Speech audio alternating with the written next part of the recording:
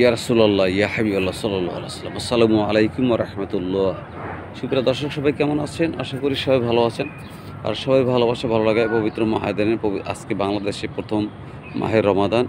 প্রথম মাহে রমাদানের শুভেচ্ছা, ভালোবাসা, দোয়া এবং বিশেষ সকল মুসলিম ভাই বোন সবাইকে, বন্ধু-বান্ধব সবাইকে আল্লাহ পাক সুস্থ রাখুক, সবল রাখুক, যাতে আমরা পবিত্র মাহে রমাদানের রোজাগুলো সব মহান আল্লাহ পাকের হুকুম আহকামগুলো পালন করতে পারি।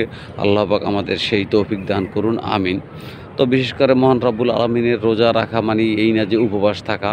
পাঁচ ওয়াক্ত নামাজ, ফজরের নামাজ, জোহরের নামাজ, আসর, মাগরিব, এশা এবং তারাবির নামাজ সব কিছু যেন আমরা আদায় করতে পারি, এবং বিশেষ করে আকাশু দুরূদ শরীফ, মিলাদ শরীফ এবং জিকির ফিকির তওবা ইস্তেগফার বেশি বেশি করতে পারি। এবং হয়তো মাহে রমাদান মাস পেয়েও যদি আমরা জীবনের সকল গুনাহ খাতা মাফ করতে না পারি, তাহলে আমাদের মতো হতভাগা আর দুর্ভাগা কেউ আর দুনিয়ার জমিনে নাই। তো মহান রব্বুল আলমিনের কাছে আমাদের এই ফরিয়াদ, বিশ্বের সকল মুসলিম উম্মাহ, আমরা যখন পবিত্র মাহে রমাদানে সকলের রোজা অর্থাৎ সকলের জীবনের গুনাহ খাতা মাফ করে, অর্থাৎ অর্থাৎ আমরা মহান রব্বুল আলমিনের কাছে আমরা পরবর্তীর জন্য জান্নাতুল ফেরদৌস অর্থাৎ বড় জান্নাত মহান রব্বুল আলমীর কাছে আশা করতে পারি।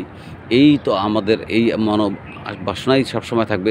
আল্লাহ পাক আমরা বান্দা যারা দুনিয়ার জমিনে বেঁচে আছি, মহান রব্বুল আলমিন চায় যেন বান্দা আমার কাছে বড় জিনিসটা চাবেন। এটা হাদিস শরীফ, কোরআন শরীফ বর্ণনা আছে যে তো এইদিকে আমি যেতে চাচ্ছি না, এই রেওয়াতে আমি যেতে চাচ্ছি না। তাই আমরা মহান রব্বুল আলমিনের কাছে, আল্লাহ পাক তো বড় জিনিস নিয়েই বসে থাকেন আল্লাহ পাক, তাই আমরা বড় জিনিসটাই কোশিশ করব। তো আল্লাহ পাক আমাদের পবিত্র মাহে রমাদানের সব 30টা রোজাও যেন আমরা রাখতে পারি।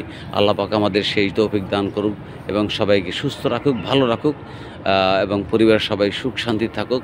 বিশেষ সকল বন্ধুবান্ধবের সবাই সুখ শান্তি, এক কথাই সবাই সুখ শান্তি থাকুক, ভালো থাকুক, সুস্থ থাকুক, এবং এবং রোজার হুকুম হাকামগুলো আমরা যেন মানতে পারি।